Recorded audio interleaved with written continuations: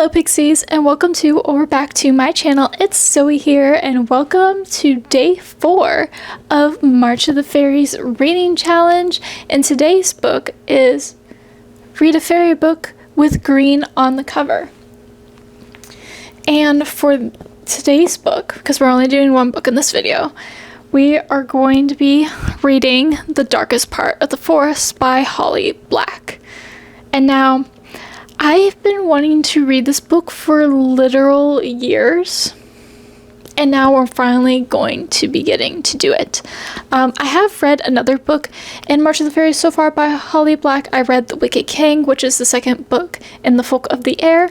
This, from what I can tell, is set kind of in the same world as The Folk of the Air, but isn't part of the actual series, and this is a standalone novel. The premise of this book is that we follow two siblings. I believe their names are Hazel and Ben, and they live in Fairfold. And in Fairfold, the Fae and humans live together. And Hazel and Ben, when they were young, they talked about how there was a being in the forest, like wrapped up in a glass coffin, and that he was a prince. They were going to wake him up, and they were going to be his knights. And that's just the game they used to play. But then they kind of grew up. But then one day, there is the prince in the forest with the glass coffin is found, and Hazel has to become the knight she always pretended she was. And I feel like that was a very rushed explanation, but honestly, I don't really know that much about it, and I guess I could just read you the inside cover. But who knows? And what it says on the back cover, I think, is really, really cool and interesting. It says, "Children can have a cruel, absolute sense of justice. Children can kill monsters and feel quite proud of themselves. A girl can look at her brother and believe they are destined to be a knight and a bard who battle evil, who might someday find and fight even the monster at the heart of the forest." I think this sounds really magical and fun. I love Holly Black takes on the Fae. I think they're really interesting and fun. I wish more authors would do that. So we're going to be reading this book, and the goal for this vlog is that it's all going to be done today. I'm going to read this entire book today. We're going to do some other stuff today, and it's all supposed to be today. Just one day, like a day in the life, but not really in the life. Just reading a book in a day type of vlog. I don't know if I will succeed on that because it's already the afternoon when I'm starting to film, and I haven't even started the book yet, but we can try our best. Because in this video, I'm also going to be doing one of the activity prompts, and that is making a fun, fancy spring drink. I got all the stuff for it. I'm really excited to be doing that. And also, we're going to be doing a little chat on trends that we've seen in fairy books, and like what I hope to see in fairy books in the future, and like what I think the genre is kind of missing. That we're just gonna have a little fairy book chat, which I think is good for like the halfway point in March of the Fairies, and this week of my March of the Fairies reading challenge videos. So if that sounds interesting to you, I really hope you stick around, and let's just get into the reading for this video.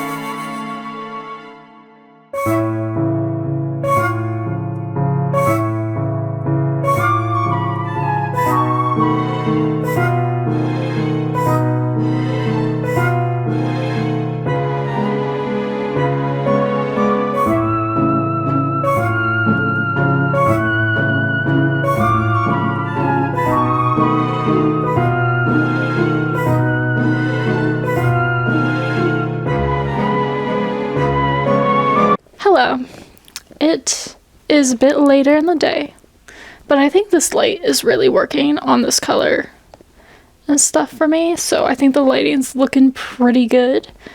Not that you really care about that now, do you?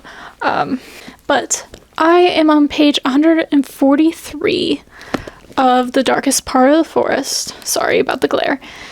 So I'm about halfway, because this book is only a bit over, I think it's like 320 something pages long, you know, which is like a decent sized book, but it's just reading so easily. Like, I've read that portion in not a very long period of time, and I'm really, really enjoying myself. So with like the brief, Hazel and Ben are siblings, and Ben was basically blessed / cursed by the folk when he was a child because of his mother's meddling.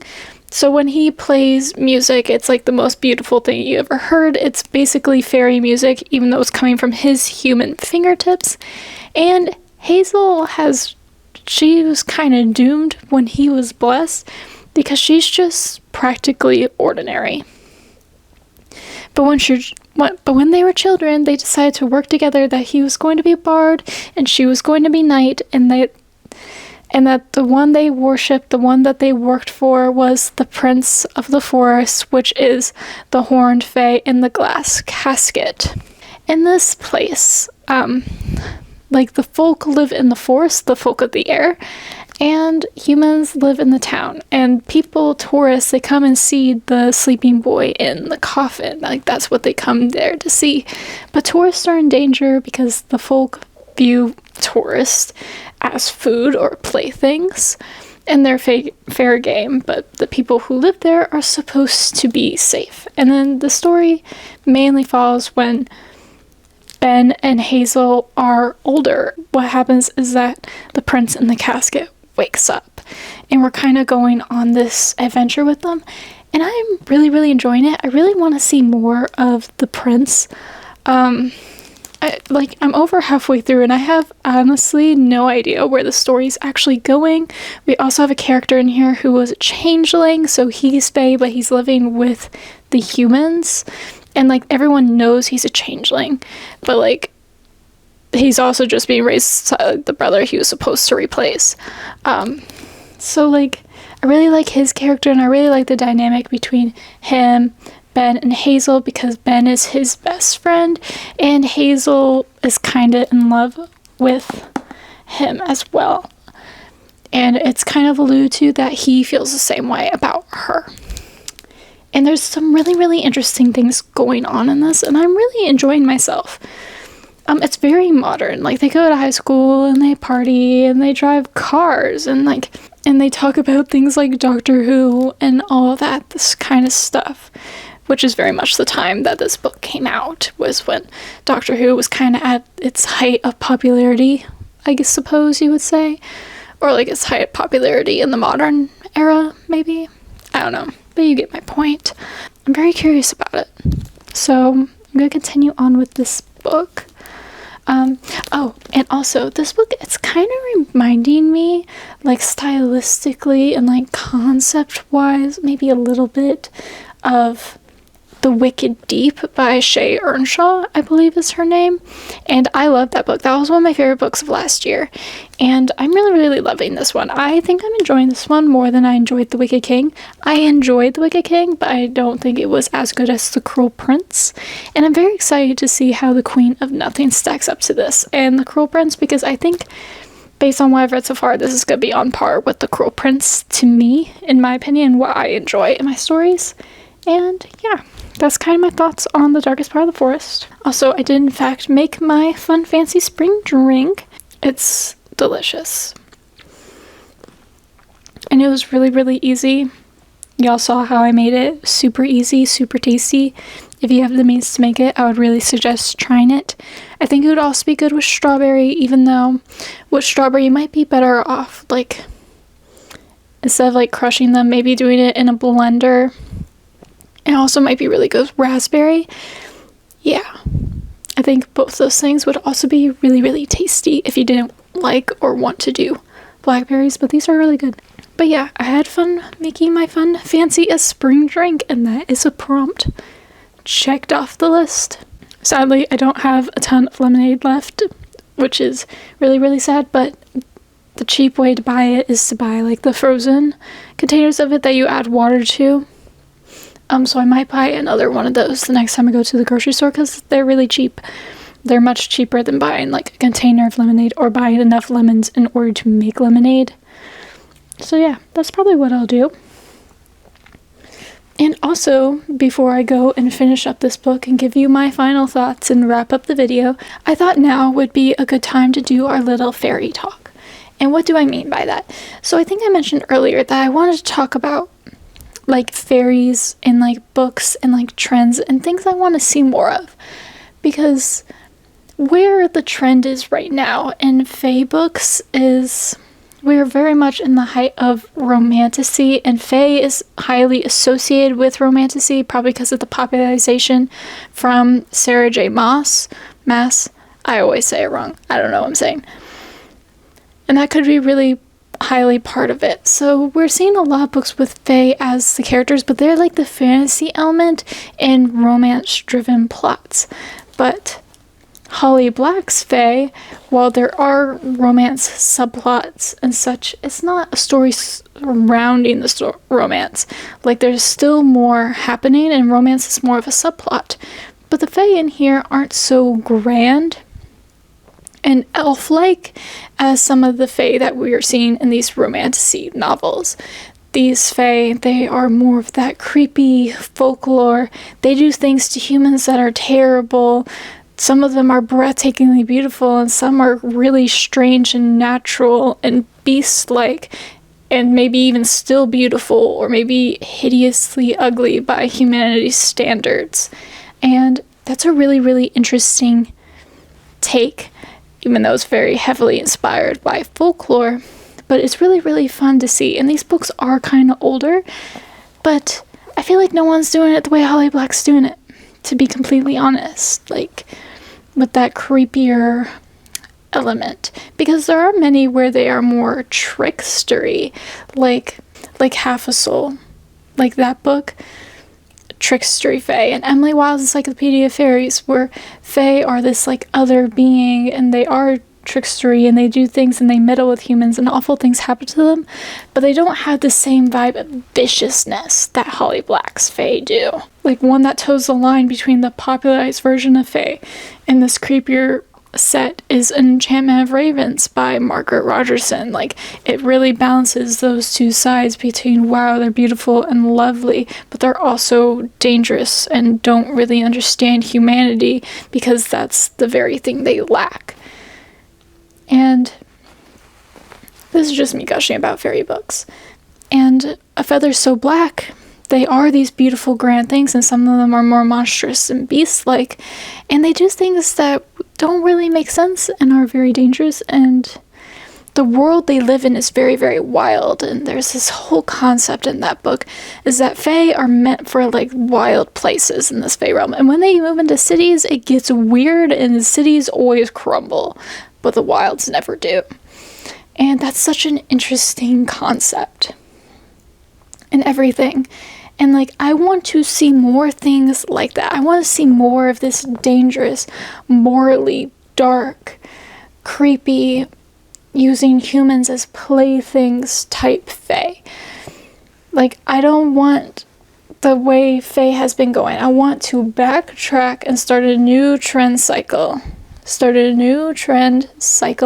And also have more fae books that aren't necessarily romantasy. Like, I want to see them in high fantasy. I want to see them in these daring, like, adventures, or even maybe cozy, or anything like that. Like, sure, there can be romance subplots. I myself love a romance subplot, but the romance doesn't have to be everything that they're about. Like, you can have more stuff, and that's really, really what I want to see in the future.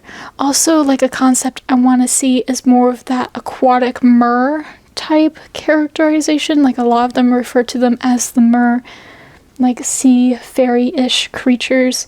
I would love to see more of that. I've been obsessed with the concept of selkies recently. I would love to see a Selkie in a book. But even when you look up Selkie stories, it's like really old stuff that sounds like not really what I'm looking for. So if you have any Selkie book recommendations, let me know down in the comments below, because I would really love to see that. With Fae, I want to see it step into a new direction, more of a Holly Black inspired direction, rather than a Sarah J. Maas inspired direction, or a combination of the two, like Lyra Slean's work. I think that would be really, really interesting. I feel like this talk has been very babbly, but I hope you enjoy it. You can also leave down in the comments below if you have any thoughts on things. I do have I do have quite an old book on my bookshelf right now that actually has fairies in it, and I want to read it in the future to see how, like, the 60s comparison of, like, what they think of, like, the fair folk dynamic. Like, I want to see how they wrote them. I want to see, like, what was popular at that time. I think that would be really, really fun. Another thing that I think is going to become popular is more Pixie Hollow books, because Wings of Starlight, I've gushed about it in a couple of videos already on my channel. It's kind of taken the world by storm, and we're getting back into the world of Pixie Hollow. There was also recently, within the last 6-7 months, a new Tinkerbell story for middle grade. I'll pop it up on the screen here because I don't quite remember the name right now. And according to my mom, because she read this, she really, really enjoyed it. She thought it was good. And I think we're going to have, like, this Tinkerbell revival, but especially in the YA market because of the success of Wings of Starlight. And those fae don't fall into any of the category because they're like pixies and they're more friendly and they nurture the world, and like they have hardships, but it's very, very different, and it's adventurous but lighthearted and so beautiful, in a beautiful world, and so happy and such. I think that's also a trend that we're gonna, like, go down, and I'm excited to go down that path because I just think it's so much fun, and it is very, very nostalgic for me. So yeah, that's kind of my thoughts on the current fae market and things I'm really hoping to see. More danger, more wilds, less romanticy. I love romanticy as much as the next girly. Well, maybe not as much. I really enjoy romanticy, but I don't love it when it's just romance with the fantasy element being fae. That's not really my vibe. I like there to be a plot. I really, really do love a good plot because I want to be interested and engaged with the story at the end of the day. So yeah, that's kind of my thoughts. It's kind of what I want to see it go down. It's kind of what I'm enjoying. I'm going to go finish The Darkest Part of the Forest, and then I'm going to tell you what I think of it. So let's just get back to reading. I have finished The Darkest Part of the Forest. And honestly, I enjoyed the first part of this book so much, but the second half is really when this book, like, really gets good. I was a bit worried for a second there. I didn't know where the story was going. I didn't know how everything that we did know could be wrapped up nicely. But it really does wrap up in a pretty good way at the end. But to be honest, I kind of wish that this was a duology, so we could have gotten even more time with these characters. This story stands on its own. Do not get me wrong. I don't think anything's particularly missing. I just want more because this is so good. And I love the characters, and I would love to get to know some of them more. And maybe see more of that fairyland aspect, because while we were in the modern world for most of this, we did get to see inside, like the wild fae, the ones that are banished from there. And I think there's some allusions to the ones in the Folk of the Air series, like the court there. There are some allusions to that, and also allusions to the fact that there are other fairy courts. And, like, I know it's been a while, Holly Black, but, like, maybe revisit that idea. We get to see more stories from more fairy courts and how they differ from one to others, like, and like fairy realms. Like, I think that would be really, really fun, because the fae that Holly Black writes are just so special in the modern times. Like, these books are so special, and I've heard no one talk about The Darkest Part of the Forest, but it's really, really good. It's really, really fun. There's a lot happening. The character work is really great. And this was a great read. I loved reading this. And you should read this book. You should read this book. And you don't need to read The Folk of the Air to understand this, although there are some allusions to it. And things aren't really explained that you might know if you've read The Folk of the Air. But that's okay. Like, it really doesn't matter. Which means that this is the end of the reading vlog. We read this book, we had a little tiny bit of a fairy chat, and we made our fun fancy spring drink, which was very, very delicious, and I had a great time making it. And all around, it was a good day. This book wasn't very long, which made it possible for me to read this entire book in one day. Well, I read big books in one day, but read a book in one day and update you and do other things. So I would call it a success. But anyways, now it's all said and done. If you like this video, please give me a thumbs up. I would really, really appreciate it.